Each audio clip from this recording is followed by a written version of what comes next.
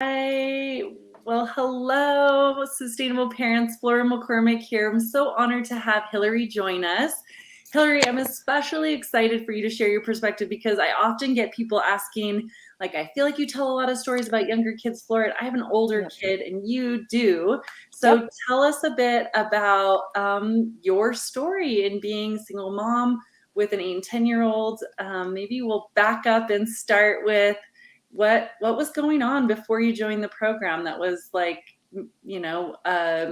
a red flag that you wanted to make a change? Well, I definitely, being a single mom is hard. And I think, or a single parent, I should say, right? Because there's single dads out there too. And it's not something I ever anticipated in my life. And then I just felt like, gosh, parenting is such a struggle. I'm struggling that struggle bus more than I want to be. And I just felt like there had to be a better way, or maybe something out there that could help me enjoy it more, because I have wanted to be a mom forever, since I had my first Cabbage Patch Kid. And now here I am, and you get one chance to be a parent, and I just thought, if there's something I can do to make this more enjoyable for me, and then probably for my kids too, that we will all benefit as a family. And that's what really, I wanted to enjoy parenting. I wanted to find the joy in all those daily things that a busy single working mom had to do. But the time I had with my kids, I wanted it to be the best it could be. Yes, and I love that. So speaking of that, then, there's a lot of obstacles you're already putting out that someone watching could be like, I would love help, but there's just no time. And you're a perfect example to me. Like, if you can do it, anyone can do it. Single mom, working full time, having a side job, you coach the all-star baseball team this summer, you're helping with the basketball team, like, you're everywhere. So what led you to still decide to reach out for this help? Because to me, there's nothing more important than my kids and the quality of our interactions. And so I just was tired of butting heads with my oldest. I was tired of feeling like I was nagging all the time. And because I have really great kids, but they're not perfect. They still, in the morning, it's scattered getting ready for school. And the getting ready for school, I remember, was one of the first things I worked on, because like the getting out the door in the morning with them in a good place to go learn for the day, and me in a good place to go work for the day, and then to be looking forward to coming back together, instead of being like, gosh, we all were yelling at each other this morning getting out the door, and the boys were fighting with each other. It's like, no, that's not any way to live. Like, we can do this better. We can get better. Totally.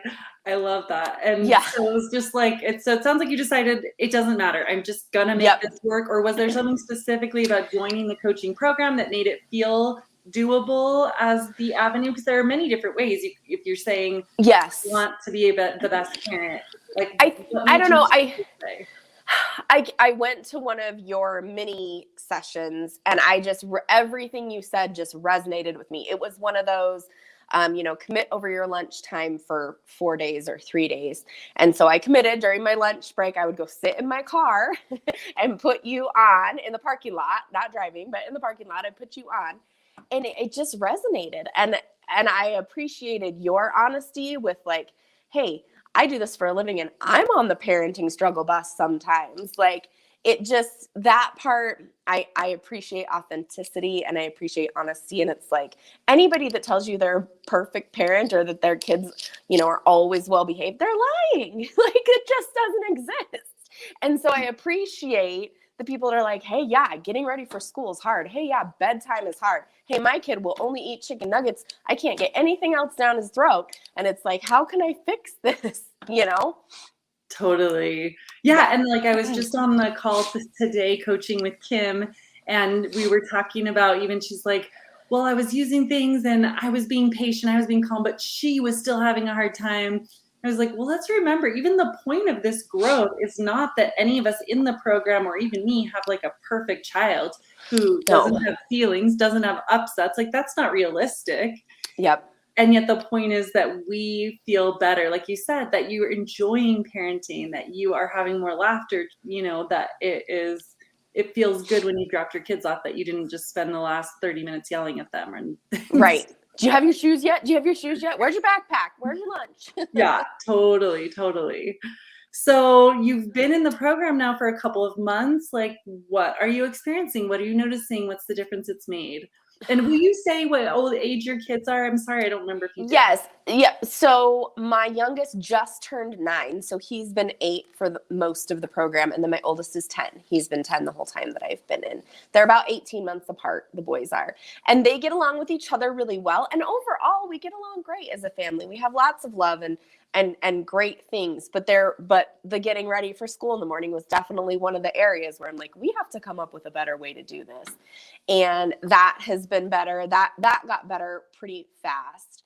And then I know I had told you one of the other big struggles for me was I always felt like my oldest and I were butting heads.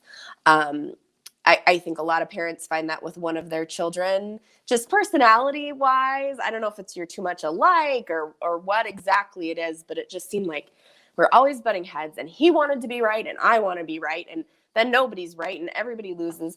And I've learned tools to keep myself calmer. I have learned tools to connect with him when he is upset. The big thing I learned was that his lid was flipped. And then once his lid was flipped, nothing I said got through to him. No reasoning mattered. Nothing helped. And so it's like learning how to deal with the flipped lid because he's a more sensitive soul than my younger son.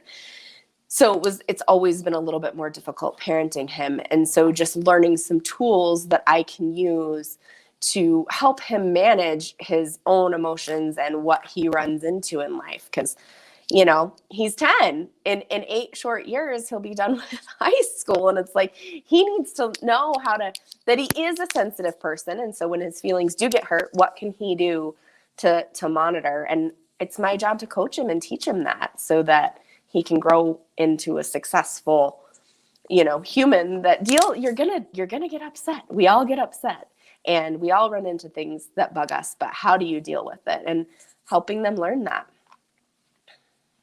Totally, totally. So how has this uniquely equipped you? Like, has it been the conversations in the group or the videos, or like what have been some of your key things that have really helped you or key things that have shifted? Yeah, I like the videos.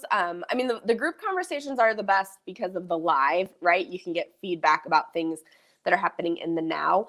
But most of my aha moments have come from the videos, which are almost like a chapter book, but on video. And so each chapter kind of deals with a different thing and it goes in succession. And those are where more of my aha moments. And what do they say? Like you can hear something 7 times before it actually sinks in. So it does take some repetition and some learning of until the day that it clicks for you for whatever reason. I'm like, oh, that's what me and my kid are doing. No wonder it's not working. And it's like, oh, I could just change the why to a when and change so many things with just easy changes, but knowing that it works and hearing from other parents that it has worked for them and then practicing, actually using it, because it's easy to fall back, and we all fall back to like our habits or like how we were parented. That's what, I parent the way I was parented, and overall, my parents are great, but there are definitely things like, especially emotion wise, that I think our world now in 2021, we're like, oh, we should learn how to coach people on these instead of just like shove it down. Oh, don't be worried. Don't be sad. Don't be sad. Don't be upset. Nope, you can't do that. Like, nope. Everybody has feelings, and here's how you should handle them. Yes, totally. And what a different, it'll be so interesting to see what that leads to then, 20 years from now, when that generation is the leaders Right. of our companies and our government and parenting the next generation and all of that. Yeah, I want to hope it'll be amazing. Mm-hmm. Like so different. I do too. Yeah. I really do believe that. Well, I know you're a busy lady. You're on your lunch hour here with us. Yes. Anything else that you want to share for people who are watching this and saying, like, is this for me? Or just anything you want to share?